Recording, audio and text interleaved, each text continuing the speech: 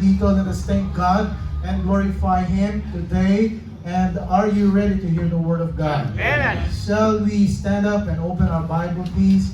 Hebrews 11:1 and 2. Hebrews 11:1 and 2. Sa aming mga guests, maraming salamat po kayo kasama namin ngayong umagang ito. Alright, Hebrews 11:1 and 2. Nasa screen din po natin ang ating verse for today. At kung kayo po yung nandyan na, please say amen. Amen. Hebrews 11:1 and 2. Tayo pong lahat ready read. Now faith is the substance of things hoped for, the evidence of things not seen. For by it the owners obtain a good report. Tayo pong lahat sumukot manalangin. Ama naming banal, napakabuti niyo po sa amin dahil pinagsama-sama niyo po kami ulit dito na kung saan ay ang inyong mga anak ay willing na maglingkod at lalong-lalo na malaya po kami, maibibigay po namin ang papuri at pasalamat sa inyong harapan. Bless din po mga kapatid namin online and we thank you for them na kung saan ay patuloy po silang nagiging masigasig din sa paglingkuran sa inyong harapan. Maraming salamat sa bawat isa. Bless us all. Ito po'y dalangin namin sa pangalan ni Jesus. And all the people will say, Amen. May be seated. Thank you very much. Maraming salamat po. Right, so mamaya meron lang tayong quick reminders sa ating mga gagawin po, ating gawain. And please pray within this week. Maaring mabisita po namin yung campsite natin for December. So please pray for that. Alright, and tayo po'y handa na sa ating pag-aaral ngayong umaga dito. God bless you today. Let me speak to you about the nature of faith. Nature of faith.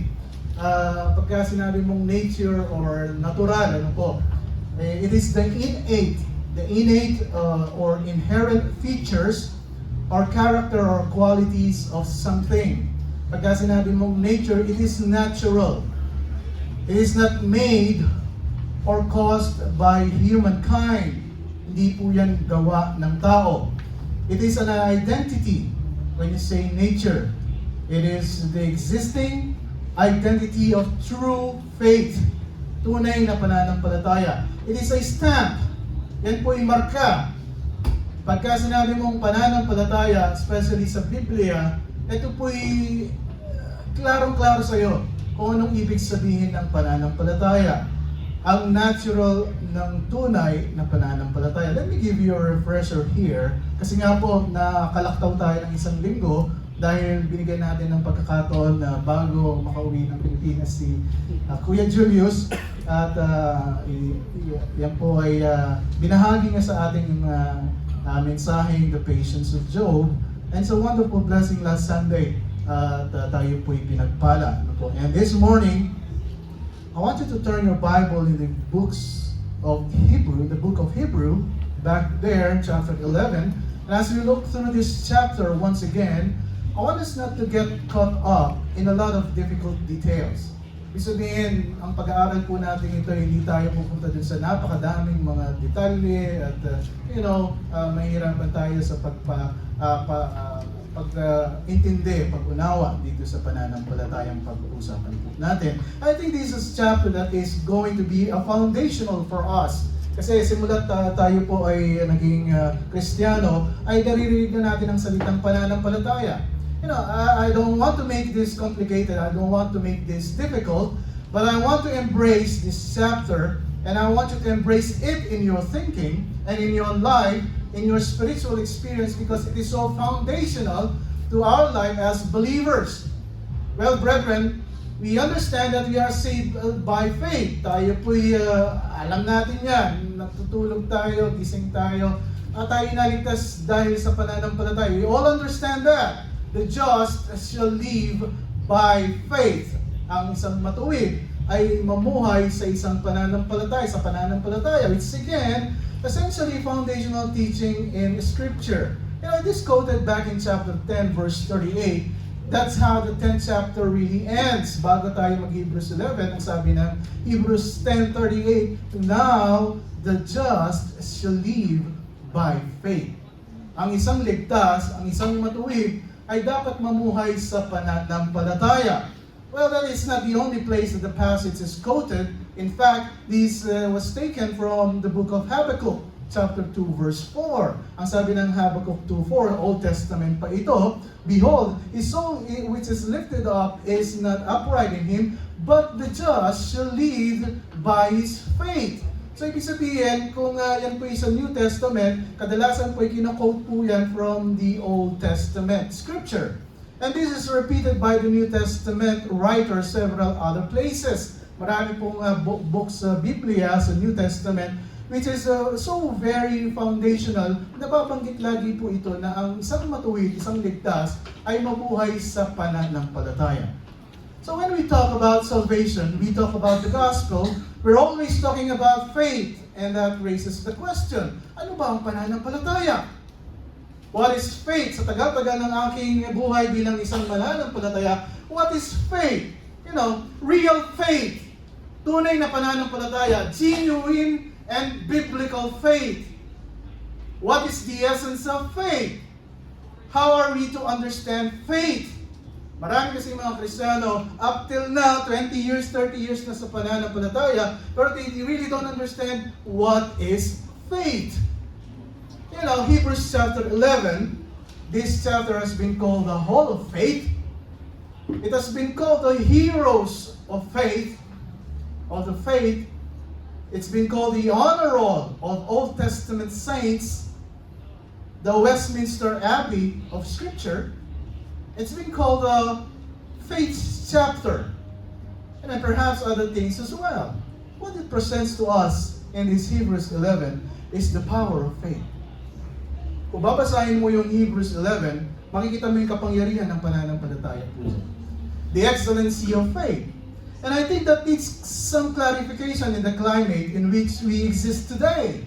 Because there is a faith movement within the framework, a large framework of evangelical Christianity. Sa buong pagiging Kristiyano ng maraming tao, meron pong isang movement na kung saan ay talagang kumikilos, gumagalaw sa ating kalagitnaan, sa ating paligid. Ang tawag nila faith movement. Pananampalataya, paggalaw ng pananampalataya. It's part of the charismatic movement actually. It is called the faith movement. You know, and these people talk about the power of faith. Lagi nilang sinasabi sa kanilang preaching, sa kanilang mga, sabihin natin, mga studies, Bible studies and everything, the power of faith. Ang kapangyarihan ng pananampalataya. They talk about the power of faith a lot. When they're talking about the power of faith, at pag ito'y pinag-uusapan nila, sinasabi nila, binabahagi nila, they are creating a faith that does not exist. You know, nagtuturo sila ng pananampalataya, but this faith does not exist. They're talking an impotent faith. Walang kapangyarihan ng pananampalataya and trying to empower it. Ang sinasabi nila, ito'y pananampalataya na wala namang kapangyarihan, pero ang pilit nilang binibigyan ng kapangyarihan. When people in the faith movement talk about the power of faith, they're talking about faith as if it were personal power that we possess to create our own future. Alam mo, pananampalataya ay nasa sa iyo, you know, you can create your own future. We're talking about faith, personal power that we possess to create our own reality.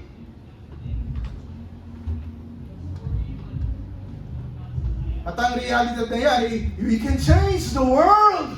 You know, because of this faith to literally define and manufacture our own future. Na pwede natin gawin ang sarili nating buhay, ang ating sariling kinabukasan. And when they talk about the power of faith, you know, they mean that we can use our faith as a power to write our own future history. At ang sinasabi nila, you know, kasi may sarili kang pananampalataya, pwede mo isulat yan sa iyong buhay at gawin sarili mong script and everything. You know, we can literally believe things into being, you know. We have the power of faith that can create a healing. You know, nasa isip mo yan, sige, pwede kang magkaroon ng pananampalataya na ikaw ay maggagaling. We have the power of faith that can bring about a salvation. You know, pagka ginawa mo lahat ito, pananampalataya kayo yung maliligtas. We have the power of faith that can change how people can treat us. You Ito po yung lagi nilang sinasabi, meron kapangyarihan ng pananampalataya that can change our economic situation in life. It can take us from poverty to wealth. Pagka naging Kristiyano ka, gamitin mo yung pananampalataya, yayaman ka. Take us having little, having much, from rags to riches, because you use your faith. It can take us from having little, having much, from being deprived to being prosperous. Lagi nga ito yung sinasabi nila, from being a failure to being successful, from being a nobody to being a somebody, from having only ambitions and hopes and dreams to experiencing fulfillment. Ito lang po yung tinuturo nila about the faith movement. The notion that exists in this faith movement as it's called, and they have largely tried to commandeer the concept of faith. At ang sinasabi nila, alam mo yung pananampalataya na sa Biblia, ito na ngayon ang pananampalataya ginawa natin.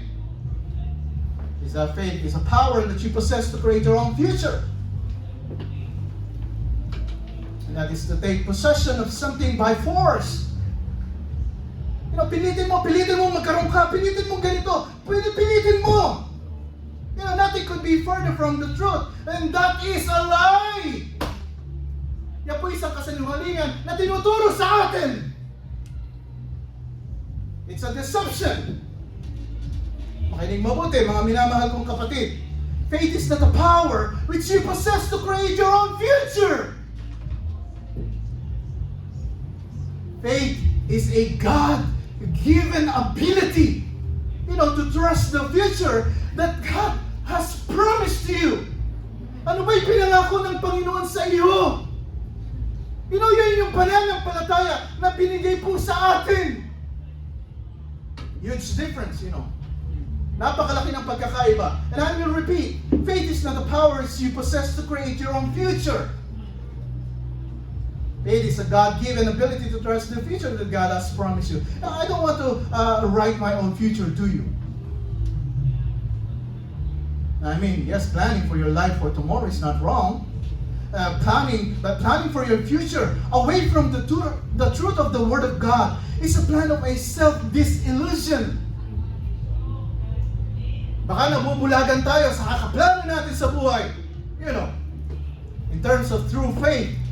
And I really don't want to be responsible for laying out my future. I don't want to be responsible for determining what my future is going to be. Let God be God. Amen. Let God be God. And I am more than happy to leave that in the hands of the one who loves me perfectly and has ordained me for a future that is purposeful, fulfilling, satisfying, God glorifying, and eternally blessed.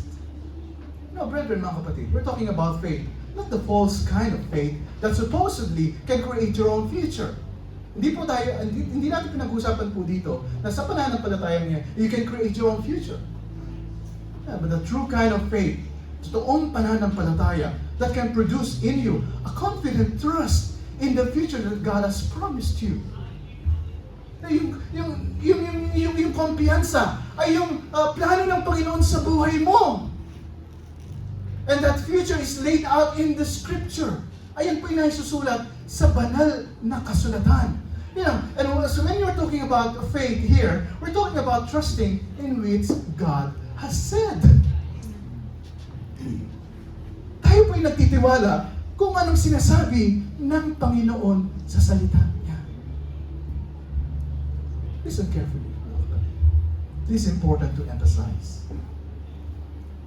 Not trusting that you can create something as yet unsaid, a future unwritten, unspoken, and unrevealed, but rather to believe in that promise which is laid out in the Scripture in all its glory and all its detail that has been given to every true believer.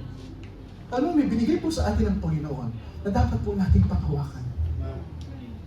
Hindi kasi may pananampalataya. You can create your own future. You can write down your own script, your role, your everything. In fact, from a human viewpoint, all they hear is a faith that are recorded in the 11th chapter of Hebrews. Titignan mong mabuti, kung pananampalataya pananampalataya lang ang pag-uusapan natin, ang maririnig mo lamang ay ang pananampalatayang nasa Hebrews chapter 11. And there are many of them as we'll see when we go through the chapter. And from the human perspective, they have perhaps the option. Kung may options lang yung mga nasa Hebrews chapter 11, they might have written their story differently. Bakit? Bakit? Kasi, itong mga storya ng mga nabanggit sa Hebrews 11, their stories are filled with difficulties in life. Certainly Abraham was. Si Abraham, hindi naman siya, naging mayaman, dumaan talaga siya sa sabihin nating hirap ng buhay. Noon, wala pang tren, wala pang e-scooter, sabi ko nga. Lakad sila ng lakad, pinagpapawisan. Nasa Middle East sila. Ang lulusog nila, nabuhay sila ng ilang taon. Diba tayo? Tumawid ka lang sa isang building. Napakahilig daw. Reklamo tayo ng reklamo. Di ba sabi nga ng Panginoon, hindi, papawisan ka, nalalabas yung mga toxicity mo dyan pagka pinagpapawisan ka. Di ba? Healthy. Amen. Bumaba yung BP, yung cholesterol, at saka yung sugar. Tama po ba? And certainly Moses was. Si Moses, di naman siya, nung umalis siya kay Egypt, nandun siya sa kuweba na may AC, na mattress, yung memory foam pa siya. Di ba? See, we can start where the chapter starts with the first, by faith Abel. Hebrews chapter 11, makikita mo na, sa pananampalataya si Abel. You want to say that Abel had the choice to write his future, he would have written that he would be murdered by his brother. Kung sabi ni Abel, okay, pwede kong isulat yung aking pananampalataya, yung aking script ng buhay, lalayo ako kay Cain para hindi niya ako ma-murder. See, these are people who died. These are people who struggled. These are people whose lives were marked with horrendous suffering, and it is crescendos toward the end of the chapter. Kaya nasabi nung chapter ng Hebrews 10:38, ito yung mga tao na nabuhay, hindi dahil sinulat nila ang kanilang script sa buhay. So from the human perspective, they somehow had the power to write their own future. They perhaps would have written it differently than that God wrote in. But again, the kind of faith that we are talking about here, mga kapatid, the faith that God gives a believer, ang binigay po sa atin, is a faith to trust the future that God has written, because inherent in what God has written for us is His promise of ultimate blessing and eternal joy. Yung sinulat niya sa kanyang salita. Kung pagpapala lang ang pag-uusapan at kung eternal joy lang ang pag-uusapan, eto po yun. Now the readers of this book needed to understand about faith. Itong mga sinulatan ng Hebrews, believed to be Paul, ang sumulat ng Hebrews, they needed to understand it desperately. Kailangan talagang maintindihan nyo kung ano yung pananampalatayang meron tayo. Obviously, the bulk of those who read the epistle written to Hebrews were believers. At ito pong Hebrews chapter, the book of Hebrews, ito po'y sinulat sa mga mananampalataya.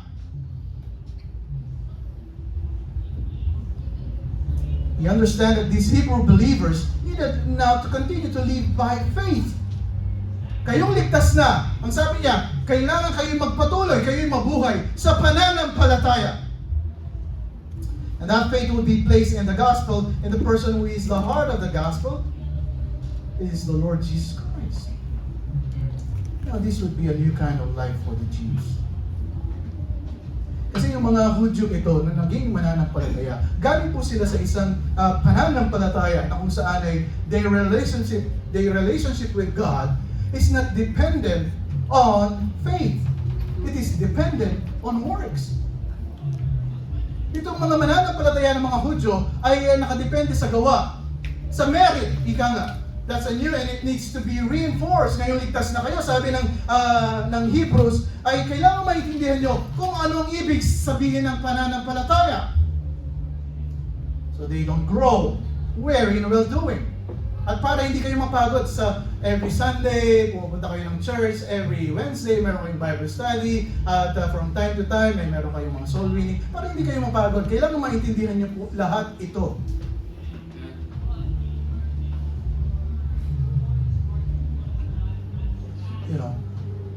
This book, this chapter, is designed to encourage believers to continue to walk by faith. Tayo po ay inihimo na mabuhay sa pananampalataya. You will remember that through the first 10 chapters na banggit ko sa inyo last time, the writer has been laboring to make one major point.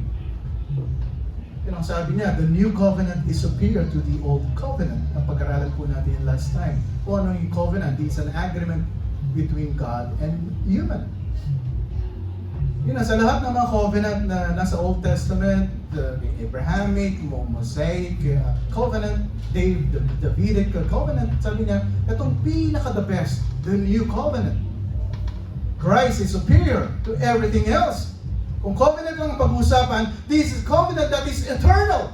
Hindi ito'y napuputol. Ito'y magpasawalang hanggan. Ito'y a covenant, it is an agreement between God and us. Ito'y magpasawalang hanggan. Hindi po yan magbabago. Itong covenant na pag-uusapan po natin ay sacrifice, Jesus and His sacrifice is superior. Yung kanyang pagkapako sa krus, ito po'y talagang the best, completely superior. It's better sacrifice who made a better offering. And Jesus is better than the angels. He's better than the prophets, than Moses, than Aaron, than Joshua. He's a better priest than all other priests na nabuhay sa mundong ito. The message of the first 10 chapters of Hebrew is sinasabi niya, put your faith in Jesus Christ. Because He is in every sense superior. Kung babasahin niyo yung Hebrews chapter 1 verse up to chapter 10, ipapakita po sa inyo na ilagay mo yung pananampalataya mo sa ating Panginoon Jesucristo. Because He's in every sense superior. Now, this reinforces for the believers who are receiving this letter. Na habang sinasabi niya, okay, ilagay mo yung pananampalataya mo sa Panginoon Jesucristo, chapter 1 to chapter 10 ng Hebrews, ay meron siyang mga warning, periodic warnings. Sabi niya, hindi naman madali ang maglagay basta-basta ng pananampalataya sa Panginoon kasi meron kaya nga ito yung mga warnings ko sa inyo. And these warnings are given to especially the Christian Jews who are attending this fellowship. Kasi merong mga napapasama sa kanila, mga Hudyo din at umatin sila sa service at sabi ni Paul, believed to be the writer of Hebrews, ang sabi niya, ay kayong mga nandito ngayon, sabi niya, kung kayo ay nagkakaroon pa ng alinlangan sa pananampalataya, nag-aalinlangan pa kayo sa ginagawa po natin dito. Sabi niya, I'm going to give you an assurance. Ilagay niyo na yung pananampalataya niyo sa Panginoong Jesucristo. Amen. Nakakalungkot nga lang po, maraming mga churches, mga ma-attend sa mga churches ay ang nangyayari, ang pananampalataya ay hindi pinapalagay sa ating Panginoong Jesucristo. Ilagay mo pananampalataya mo sa leader. Ilagay mo ang pananampalataya mo kay kapatid, kay ganito, kay ganyan, everything. So we could say they are intellectually convinced. Napakatatalino po ng mga Hudyo. Yeah, they are intellectual. I've heard about the covenant of this what you're talking about. Narinig ko na yan, yung verse na yan. Narinig ko na yan sa Bible. Narinig ko na yung mga yan. Pero sabi niya, but they never really have come all the way to Christ. Na hanggang ngayon ay hindi pa rin nila nilalagay ang pananampalataya nila sa Panginoon Jesucristo. Marami pa rin mga Kristiyano. Ang sabi nila, I've heard about Jesus Christ, I've heard about that verse in the Bible, I've heard the Bible, you preach and everything. But kung tatanungin mo sila, binigay mo na ba ang puso mo sa Panginoong Jesucristo? It's very similar. Nang sabi ni Pablo dito sa Hebrews, there are these periodic warnings not to fall back, not to go back into Judaism. Narinig mo yung salita ng Panginoon at pagkatapos bumabalik ka. A lot of Christians, in the church, tinanggap nila ang Panginoong Jesucristo sa puso nila bilang sarili ng Diyos na ipagligtas. Pero pinipilit nila ang sarili nilang bumalik dun sa mga gawa, dun sa practice ng Judaism. The warning is, come all the way to the new covenant. Sabi ng writer ng Hebrews, come all the way to Christ. 100%! Ikaw ay manampalataya sa Panginoong Jesucristo. 100%. It's a big change. There's a big change here. Because we know that the Judaism existed in the time of the Lord Jesus, in the time of the New Testament, was a system of salvation by works, by merit. Sabihin niya, bakit mo sinasabing pananampalataya ang paraan para ikaw ay maligtas? Samantalang kami nabuhay sa isang praktikal na pamamaraan ng sinasabi nilang pananampalataya. Ito ay gawa. The Jew attempted to earn salvation, by works. Kaya nga sabi nila, kailangan gawin mo yung 10 Commandments kasi pagka hindi mo nagawa yung 10 Commandments, hindi ka maliligtas. And then all they do is, this is what we have been told, this is what been taught, and ito yung mga pinapagawa sa amin, maging mabuti kang tao and everything. And one day maybe you're going to earn your salvation by works. Nakakalungkot dahil maraming mga mananampalataya, pagkatapos silang naligtas, ito na naman sila. Okay, gumawa tayo, tatanggapin tayo ng Panginoon, gumawa tayo ng mga gawa, at tayo po'y pagpapalaya ng Panginoon, at gumawa tayo ng maraming mga gawa. We're not talking about here what you search, yung faith without work is dead. I'm not talking about that. I'm talking about faith here. The real faith. Na hindi mo pwedeng haluan ng sarili mong pamamaraan. The system had long forgotten that even Abraham was counted unto him when he believed God righteousness. Na noong Old Testament pa lamang, ang pinag-uusapan po dito, ang kaligtasan ay by grace.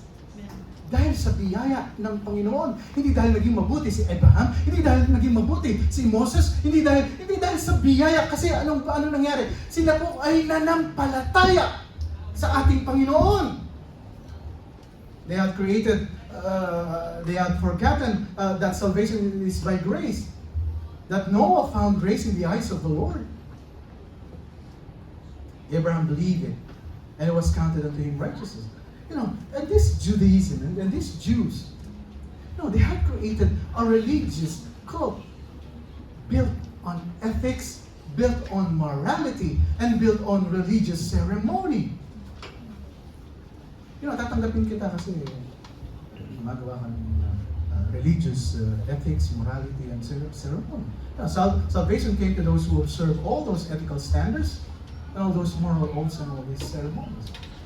Really, mga kapatid, it was necessary then to teach these people the reality of salvation by faith.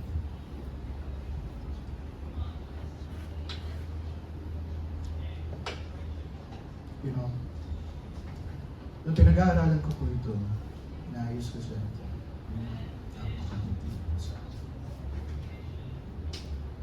See, Jesus said that salvation was by faith, and that was clear, and by works.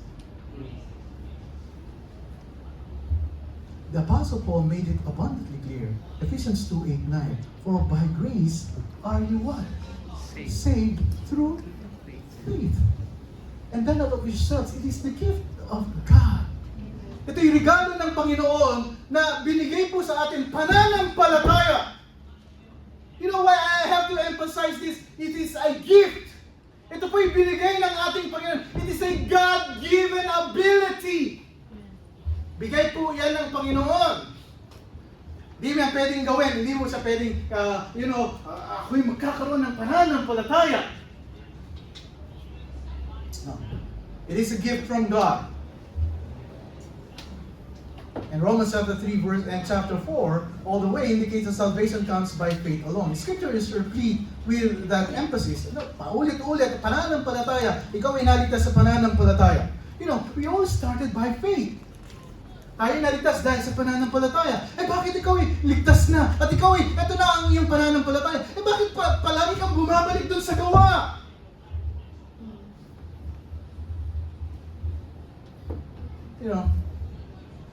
They're having a hard time being deprogrammed, sort of. Kasi nga naman, lumaki sila sa isang practice na puro gawa, at pagkatapos dito sa ating pagtitipon, upo ka lang dyan, makikinig ka at ganyan ba? Doon, dami namin ginagawa. Meron kaming mga kandila, meron kaming mga ganito, at meron kaming mga ginagawa, at mga pausok-usok pa, at meron kaming mga ganito, at ganyan-ganyan. Kami, nagdadala pa nga ng tupa, at yan ay alagaan namin ng ilang buwan, at yan ay spotless, blameless, and everything. At yan ay ihiwain namin, halal dapat, ganyan-ganyan, and everything. At, all this works, all this, ang sabi ng Panginoon, no! It is through faith na ikaw ay maliligtas. It is through faith. Even so, after mo maligtas, it's still through faith. Pananampalataya pa rin, not by works. Hebrews 10:38, nagtapos kabila ng mga warning, sabi niya, now, the just shall live by faith. Ang ligtas na, ang matuwid na, ay mabuhay sa pananampalataya. That's a direct quote from Habakkuk, yung kanina. Sabi niya, the just shall live by his faith. Hebrews 10:38, tuloy natin. Now the just shall live by faith. Yung mga matuwid, yung ligtas na, mabuhay sa pananampalataya. But, if any man draw back, kung ikaw ang sabi niya, ligtas ka na. Tinanggap mo na si Kristo bilang sarili mong Diyos tagapagligtas. Naiintindihan mo na ligtas ka sa pananampalataya. But if any man draw back, my soul, sabi ng Panginoon, shall have no pleasure in Him. Niligtas kita. At pagkatapos, ang ginagawa mo ngayon, pabalik-balik ka din sa gawa na kung saan ay tinuturo ng human minds. At ang sabi niya, ako ba'y matutuwa sa iyo? Niligtas kita sa pananampalataya at ngayon ay nabubuhay ka sa gawa. No, mga kapatid, do you understand what I'm saying here? Amen. But if any man draw back, my soul shall have no pleasure in him. Anong sabi niya? But we are not of them who draw back. Pero hindi tayo, yung mga naligtas na kung saan ay bumabalik sa mga dati nating mga practices unto perdition, but of them that believe to the saving of the soul. Sabi niya, tayo naniniwala kasi ligtas na tayo. We don't shrink back from this salvation by faith in Christ. To shrink back is to end up in destruction. At pagka sabi niya, ikaw ay nag-draw back, ay ikaw'y mapapahamak. Tapos kaya nga sabi ko nga sa inyo, tayo mga mananampalataya, you have to continue by faith. Kasi pagka nag-iba lang, konti lang ng pagkakaiba, dun sa sinuturo ng Biblia, sabi ko nga sa inyo, you're going to shrink back. Napakahalaga pong, kailangan maintindihan po natin ito, ngayong araw na ito. The plea all the way along in this warning sections is, do not come all the way to Christ, sit on the edge, and then reject salvation by faith. Sabi nung writer, andito na nga kayo, umaten na nga kayo dito. Kayo mga Hudyo na hindi mga Kristiyan. Sabi niya, you go through. Sabi niya, come to Christ. Huwag niyo nang hayaan na kayo nakaupo sa edge. Maging totoo na kayo ng mananampalataya. And fall back into your old work, righteousness, and system. If you fall back, God has no pleasure in that. And you will fall back into eternal destruction. Sabi niya, pagka hindi niyo tinanggap si Kristo sa pananampalataya, sabi niya, kayo'y mamamatay at kayo'y mapapahamak. Yun po ang sinasabi ng Biblia. Pero kung ikaw ay ligtas na, sabi niya, don't draw back. Tinanggap mo na si Kristo, sabi niya, there's no reason for you to draw back. Ang dahilan mo na lamang ay move forward. How is he going to get this across sa mga Hudyo na to? How is he going to penetrate their sort of Old Testament? This is what God is really leading me. Sabi ko, paano kung ituturo sa kanila, Panginoon, ang tunay na pananampalataya? We've been here for a long time. Ang mga taong nasa harap ko, it's my responsibility, it's my accountability. Kung anong ituturo ko sa kanila, ay yung gagawin namin dito. At kung hindi tama yung ituturo sa nila, lahat kami, mapapahamak. Chapter 11 is loaded with illustrations. As you can see, if you can open your Bibles in Hebrews chapter 11, sabi niya, verse 4, by faith Abel. Verse 5, by faith Enoch. And verse 7, by faith Noah. Verse 8, by faith Abraham. And verse 17, again Abraham. And verse 20, by faith Isaac. Verse 21, by faith Jacob. By faith Joseph. Verse 23, by faith Moses. Buksan niyo po yung Hebrews chapter 11 para makita niyo. And by faith, verse 31, Rahab. And then verse 32, there's Gideon, Barak, Samson, Jephthah, David, Samuel, the prophets who by faith did all these amazing things. Anong sabi ng verse 39? Hebrews 11:39. And these all, lahat itong mga to, lahat itong mga nabanggit na makapangalan dito sa Hebrews, having obtained a good report through faith, sila'y talagang kung pananampalataya ng pag-usapan, good report ang meron sila. But they received not the promise. Hindi nga nila natanggap yung pangako. God having provided some better things for us, that they without us should not be made perfect. Sabi nila, ano mo masasabi ito nananampalataya wala nga siyang natanggap. They didn't receive that was promised. And they trusted that it would come as it had been promised. Faith is confident trust in the future God has promised, as we defined it. Faith is not some kind of power by which you create your future.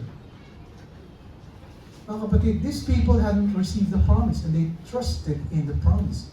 And thus they live by faith. Pero hindi nila natanggap. Wala silang natanggap na pangako. Sila'y namatay, sila'y, if they can just rewrite, pwede nilang isulat ang script ng buhay nila, they would do. That's another option. Pero sabi nila, no. Because that's my faith in God. It's great, monumental, powerful lesson. Now, last time we started to look at the nature of faith. Para mas maintindihan po natin yung pananampalatayang pinag-usapan natin. Hebrews 11:1, now faith is the substance of things hoped for, the evidence of things not seen. Ano sabi ng Biblia? He's going to define it for them so they will understand what this means. Ano ba yung pananampalatayang pinag-usapan natin dito? Pastor Art, there are two aspects of faith. There are two aspects. When you say aspects, ito po yung aspeto, ito yung qualities na kung saan ay talaga pong maintindihan po natin kung ano yung pong faith na ito. The word faith is simple word in the Greek means belief, trust, and confidence. Ito yung pananampalataya, pagtitiwala, ito yung kumpiyansa. They are very confident. You have this faith. Let's start with the first aspect, the substance of faith. Hebrews 11:1a, now faith is the substance of things hoped for. Substance. That's the first thing he says about the nature of faith. Natural, sa pananampalataya, a substance of things hoped for. Pero may nagsasabi, sabi nila, but things hoped for don't have any substance. Yung mga bagay na inaasahan mo, wala namang substansya yan. Kasi pagka sinabi mong substansya, ito yung solido. Ito yung hawak mo. Ito yung nakikita mo.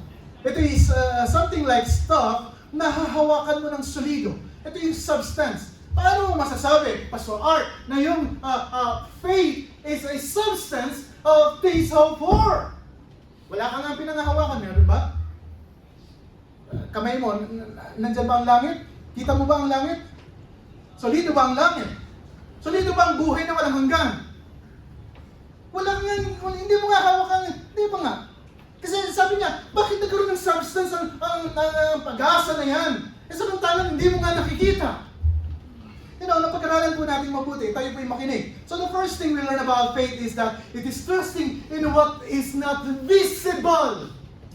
Amen. Ang pananampalataya na kung saan hindi mo nakikita. It is trusting, it is in what is not received. Wala ka pang natatanggap. It is trusting in not what experience. Alam mo, hindi ko pa na-experience ito eh. That's faith. It is trusting in something not yet manifest. You know, faith, belief, that's a noun, the Greek word pistis. It's a noun, it's belief, trust, confidence, and faith. At nakakatuwa dahil ito po yung noun. Dahil ang noun ay, ito po yung commodity that is possessed. Nasa sa iyo po yan. Ang pananampalatayang pinag-usapan natin, kapatid, ay nasa sa iyo. Certainly, believing can be a verb. You know, but we are talking here not about some act of faith. Hindi po natin pinag-usapan dito yung gawa ng pananampalataya. Ang pinag-usapan po natin dito is the reality of a settled faith. Settled faith. Hindi mo na kailangan baguhin. Hindi mo na kailangan magkaroon ng mga human ideas, humanistic views, and everything. It is a settled faith. Nandiyan na. It exists as a commodity. It is a gift of God. For by grace are ye saved through faith, and that not of yourselves. It is the gift of God, not of works, lest any man should boast. Ano ito nga yung nangyayari sa maraming mga Kristiyano? Ang sabi nila, ang aking pananampalataya, Panginoon, ay dahil sa aking mga gawa at ako'y ganito. Ano sabi ng Panginoon? Not of works, lest any man should boast. Hindi ka pwedeng magmayabang sa harapan ng Panginoon.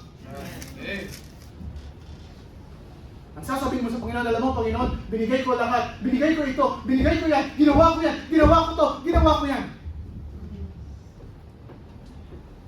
It's so deceiving. It is blinding. Nakakabulat. Dahil sino ba naman ang ayaw pagpalain dito? We are all, we want blessing in our lives.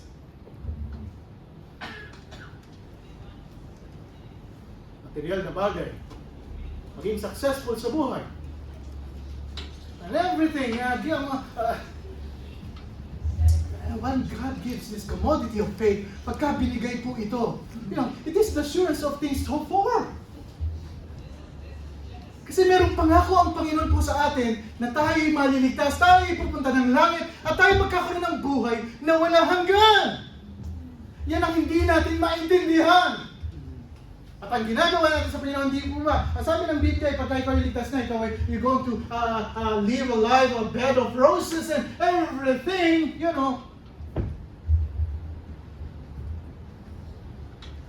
God gives us commodity of faith. It is the assurance of things hoped for. That's what it means to live by faith, mga kapatid. Kaya everyday ng ating buhay, tayo mabuhay sa what? Pananampalataya. Araw-araw, sinasabi ng Biblia, mabuhay ka sa pananampalataya. Ano yung pananampalataya? Mga bagay na hindi mo nakikita. Mga bagay na hindi mo nahawakan. Mga bagay na hindi mo pa na-experience. Pero ang iba, sabi nila, hindi, ganito, dapat magkaroon ka na lang, you going to have your best life now,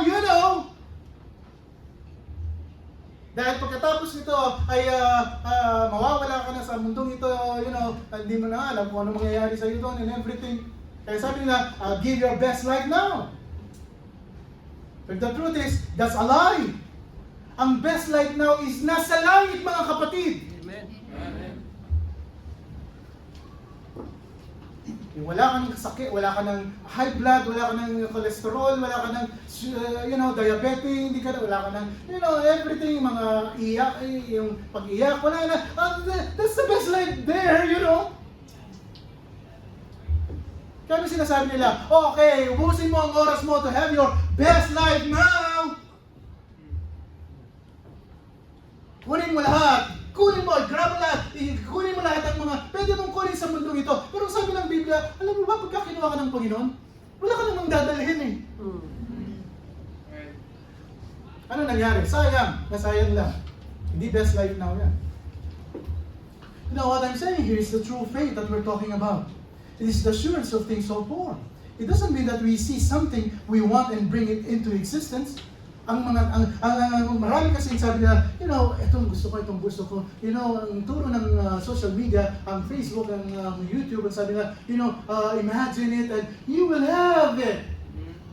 Kaya tayo naman, hindi tayo tumitigil sa kaka-imagine, hindi tayo titigil na, yes, pangarap, okay, walang problema. Pero kung yan ay pipilit, walang pipilit. Pero sabi nga ng Panginoon, hindi nga yan ang plano ko sa iyo. Yeah, it doesn't mean that we see something we want and bring it and see it. It means that we put our confidence in something that's sin. That's faith. You know, convictions of things not sin. Ulitin ko. Faith is the substance of things hoped for. Things not sin. I will repeat. Substance is a word that has substance, doesn't it? It does. Kaya nga po, parang iba ang tinuturo sa akin. Kasi kung kailan ako nananampalataya, doon ako naguguluhan, doon ako nahihirapan mangunawa, and everything. Kasi nga, napasukan ng mga human ideas, humanistic, principles and everything. At ang ginagawa po lang ng marami, bumabalik nila sa, kami lumaki dito sa Judaism practices na ito. At ito na, tinanggap ko na si Kristo. Pero hindi sapat at hindi ko binabasa ang Biblia, hindi ko pinag-aaralang mabuti. Kaya ito, bumabalik ako dito sa mga gawa na kung saan ay, ito na, nagugulan na ako. Ano ba ang tunay na pananampalataya? True? Totoo? Totoo. It is true. Faith is a substantial confidence in the reality of something not realized. Faith gives present substance to something that is a future. Na tayo po mga mananampalataya. Saints, men and women, we have nothing but the promise of God. Nothing but the promise of God to rest on. Nothing but the promises of God to hope for. Ano ngayon kung wala kang swimming pool sa bahay? Ano ngayon kung wala kang mga bagay-bagay na meron, but I have the promise of God. Amen. I have heaven. That one day, I'll go walk on streets of gold. All the Old Testament promises related to the future. That's why ang lagi sinasabi ng Biblia, exercise the faith that I have given you. Eternal life, heaven, everlasting bliss, reward, joy, reunion, the very presence of God. Hindi po ba? This faith na pinag-uusapan po natin, ultimately is a faith of our future in heaven. That those things that we can get from this world. Not creating future on this passing world. Ano sabi ng Matthew 6:19? Lay not up for yourselves treasures upon earth, where moth and rust doth corrupt, and where thieves break through and steal. Ano sabi niya? Verse 20, but lay up for yourselves treasures in heaven, where neither moth nor rust doth corrupt, and where thieves do not break through nor steal. Verse 21, for where your treasure is, there will your heart be also. Ano nangyayari? Kaya po maraming mga Kristiyano ngayon, ang puso nila ay nasa mundong ito, kaya hirap na hirap silang magpatuloy sa kanilang pananampalataya. Bakit po kailan tumagal ako sa pananampalataya? Doon ako naguluhan, doon ko hindi maintindihan ang pananampalataya. Bakit ganito ang nangyayari? Bakit ganyan-ganyan? Kasi nga po, ang tinuturo sa atin is yung treasure mo ay nasa mundong ito, for where your treasure, there will your heart be also. Kaya maraming mga Kristiyano, ang puso nila wala sa langit, nasa mundong ito. Yes.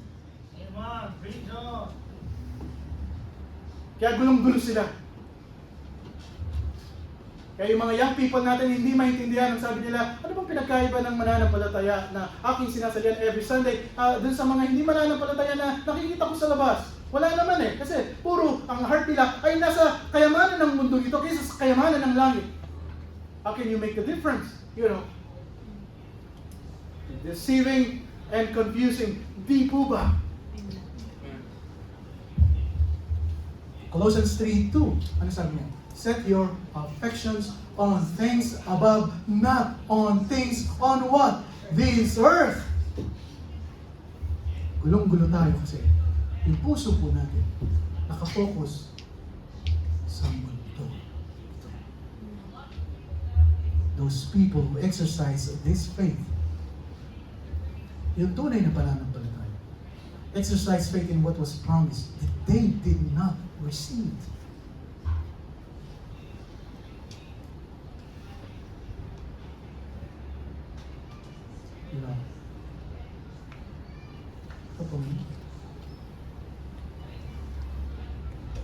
Sarap manampalataya ang puso.